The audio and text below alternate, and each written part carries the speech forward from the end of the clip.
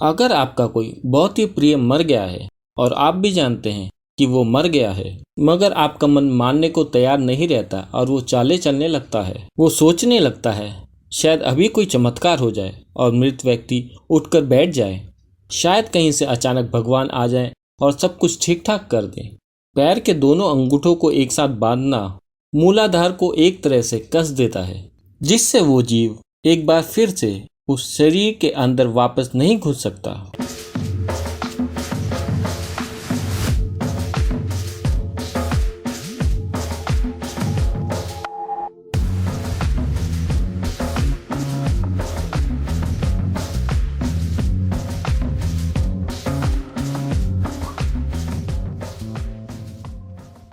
यहाँ पर हम सद्गुरु से श्राद्ध करने के महत्व को जानेंगे कि आखिर हम श्राद्ध क्यों करते हैं और ये करना क्यों जरूरी है। जीवन की अभिव्यक्ति ऐसी है, आपके समझने के लिए मैं इसके दो हिस्से कर रहा हूँ। एक जीवन और एक भौतिक जीवन होता है। भौतिक जीवन की अभिव्यक्ति को देखें तो भौतिक जीवन ऊर्जा, जिसे आमतौर पर प्राण कहते हैं, उसकी 5 बुनियादी अभिव्यक्तियां हैं। वैसे तो 10 हैं, पर वो ज्यादा जटिल हो जाएगा। 5 बुनियादी अभिव्यक्तियां, इन्हें समान, प्राण, उदान, अपान और व्यान कहते हैं। मान लीजिए कोई डॉक्टर किसी व्यक्ति को देख रहा है और उसने एक निश्चित पल में घोषित कर दिया कि वो मर चुका है। अगले 21 से 24 मिनट में समान निकलने लगता है। इसका अर्थ है कि समान शरीर का तापमान बनाए रखने का काम करता है। पहली चीज ये होने लगेगी कि शरीर ठंडा होने लगेगा। 48 से 64 मिनट के बीच प्राण निकलता है। उसके बाद 6 से 12 घंटे के बीच उदान निकल जाता है। उदान निकलने से पहले तक कुछ ऐसी तांत्रिक प्रक्रियाएं हैं जिससे शरीर को फिर से जिंदा किया जा सकता है, मगर उदान के निकलने के बाद एक बहुत ही छोटी संभावना होती है, पर वो एक बहुत ही अव्यावहारिक संभावना है। सिवाय उसके उदान के निकल जाने के बाद शरीर को जीवित करना असंभव है। अगली चीज है अपान। ये 8 से 18 घंटे के बीच निकल जाता है। व्यान, जो प्राण की संरक्षक प्रकृति है, उसके बाद निकलने लगता है। वो 11 से 14 दिन तक निकलता रह सकता है। अगर वो एक सामान्य मृत्यु हो तो, यानी कि कोई अधिक आयु से मरा, जीवन के कमजोर होने से उसकी मृत्यु हुई, ऐसे व्यक्ति के लिए 11 से 14 दिन तक शरीर में कुछ प्रक्रियाएं होंगी जिनसे पता चलता है कि जीवन का कोई तत्व बाकी है। जैसे नाखून बढ़ते हैं, चेहरे के बाल, इस तरह की चीजें देखी जा सकती हैं। अगर कोई दुर्घटना से मरा है, या दूसरे शब्दों में हम कहें कि वो जीवन के जीवंत होते हुए वो मर गया, जरूरी नहीं कि वो पूरी तरह से कुचल चुका है, मतलब शरीर बचा हुआ है पर उसकी मृत्यु हो गई है। उस जीव के स्पंदन 48 से 90 दिनों तक रहेंगे, तो उस समय तक आप उस जीव के लिए कुछ चीजें कर सकते हैं।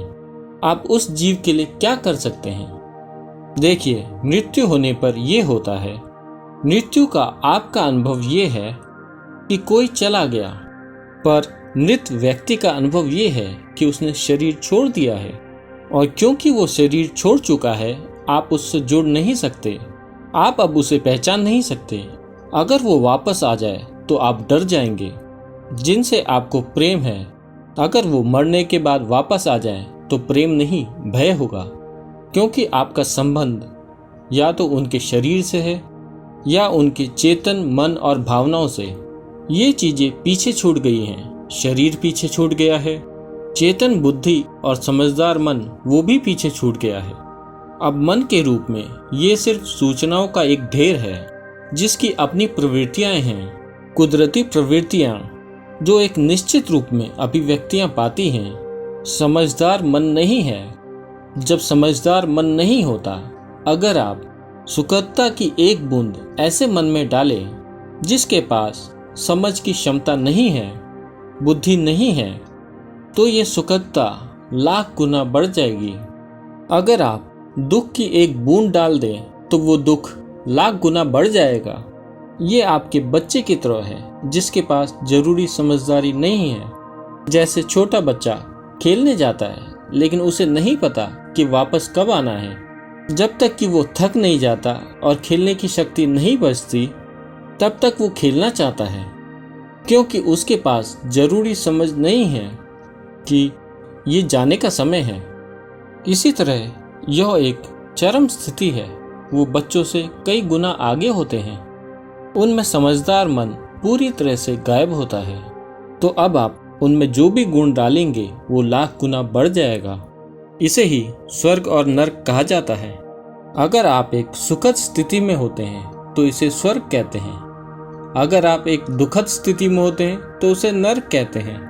स्वर्ग और नर्क कोई स्थान नहीं है। ये हमारे अनुभव के स्तर की सच्चाइयाँ हैं जिनसे शरीर से अलग हो चुका जीव गुजरता है, लेकिन ये करने की कोशिश करते हैं आज उसे कितने अच्छे से किया जाता है या कितने हास्यपद तरीके से, वो एक अलग बात है। लेकिन इसका एक पूरा विज्ञान है कि अलग अलग स्तरों पर क्या करना है। पहली चीज जो आपको देखनी चाहिए परंपरा है। पता नहीं शहरों में अब भी करते हैं या नहीं, पर अगर कोई मरता है तो कुछ लोग होंगे जो सबसे पहले शव के पैर के अंगूठों को एक साथ बांध लेंगे।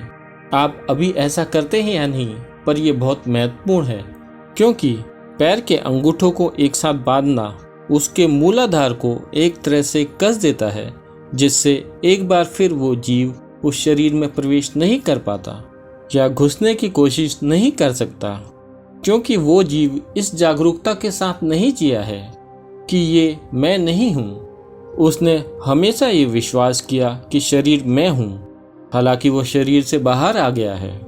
वो शरीर में मौजूद किसी भी छेद के जरिए घुसने की कोशिश करता है, खासकर मूलाधार से, क्योंकि वहीं जीवन पैदा होता है। और जब शरीर ठंडा होने लगता है तो इकलौती जगह जहां आखिर तक गर्माहट रहती है, वो आखिरी बिंदु हमेशा मूलाधार होता है। तो वो वापस जाने की कोशिश करता है। इससे बचने के लिए पहली चीज है कि पैर के अंगूठों को बांध दिया जाता है, ताकि ये कोशिश नहीं होगी, क्योंकि शरीर छोड़ने की प्रक्रिया के कई चरण होते हैं। पारंपरिक रूप से हमेशा ये कहा जाता है कि किसी के मरने के 1.5 घंटे या अधिक से अधिक 4 घंटे के अंदर शरीर को जला देना चाहिए, क्योंकि ये कोशिश चलती रहती है। जीवित लोगों के लिए भी ये सच है। अगर आपका कोई बहुत ही प्रिय मर गया है, आप भी जानते हैं कि वो मर गया है, मगर आपका मन चाले चलने लगता है, मन कल्पना करने लगता है शायद वो अभी बैठ के उठ जाए, शायद भगवान कुछ चमत्कार कर दें और वो जीवित हो जाए। किसी के साथ कभी ऐसा नहीं हुआ है, लेकिन फिर भी हमारा मन खेल खेलता है, क्योंकि उस व्यक्ति के लिए हमारी भावनाएं हैं। यही उस जीव के लिए भी सच है जो शरीर से निकला है। वो भी मानता है कि वो अब भी शरीर में वापस जा सकता है। अगर आप इस सब नाटक को रोकना चाहते हैं तो सबसे पहली चीज है कि शरीर को जला देना चाहिए 1.5 घंटे में। मगर उन दिनों गांव में कोई डॉक्टर नहीं होता था जो ये बता दे कि वो व्यक्ति मर गया है। कई ऐसे किस्से हुए हैं कि किसी को लेटाकर चिता में आग लगाई और वो आदमी उठकर बैठ गया, क्योंकि वो मरा नहीं था। और ऐसी चीजें बहुत हो चुकी हैं, इसलिए समय को 4 घंटे तक बढ़ाया गया ताकि ऐसी गलतियां ना हो। मगर जितनी जल्दी संभव हो मृत शरीर को जला देना चाहिए। कृषि समुदायों के लोग दफनाने का फैसला करते थे, क्योंकि वो अपने पूर्वजों और उनके शरीरों को उस मिट्टी में वापस डाल देना चाहते थे जो उनको भोजन देती थी। आपको ये समझना चाहिए कि हम जिंदा रहने के लिए खेती किया करते थे। उस जमीन से हमें भोजन मिलता था। उस जमीन के एक अंश को ही हमने इस शरीर के रूप में धारण किया है। तो वे इस मिट्टी को उसी मिट्टी में वापस डालना चाहते थे, कहीं और नहीं। हमेशा उसे अपनी ही जमीन में दफनाते थे, कभी किसी और की जमीन में नहीं। इसी जमीन से आपको भोजन मिलता था। आज आप हर चीज स्टोर से खरीद कर खाते हैं। आप नहीं जानते कि वो चीज कहाँ से आ रही है, इसलिए अब दफनाना कोई अच्छी चीज नहीं है। उस समय एक निश्चित प्रक्रिया होती थी और उसे जल्द से जल्द करने के लिए हमेशा नमक और हल्दी डाला जाता था ताकि वो तेजी से मिट्टी में मिल जाए। मगर शव को जलाना एक अच्छी चीज है, क्योंकि उससे बात खत्म हो जाती है। आप देखेंगे कि जब परिवार में कोई मृत्यु होती है लोग रो पीट रहे होते हैं और तरह तरह की चीजें करते हैं। जैसे ही शव जलाया जाता है सब कुछ शांत हो जाता है। लोग घर वापस जाते हैं और सब कुछ शांत होता है। कुछ समय तक कोई नहीं रोता, क्योंकि अचानक सच से सामना होता है। सब खत्म हो चुका है, खेल खत्म हो गया। ये सिर्फ आपके लिए नहीं है, उस व्यक्ति के लिए भी है जिसने अभी शरीर छोड़ा है, क्योंकि वो भी इस भ्रम में होता है कि वो अपने शरीर में वापस जा सकता है। वो रुक जाता है, जो एक अच्छी चीज है। और ये पक्का करने के लिए बहुत सी रस्में हैं कि आप किसी तरह उस विवेकहीन मन में मिठास की एक बूंद डाल दें, ताकि वो मिठास कई गुना हो जाए और वे आराम से रह सकें या अपने बनाए स्वर्ग में रह सके। रस्मों के पीछे यही मकसद है, अगर सही तरीके से किया जाए तो।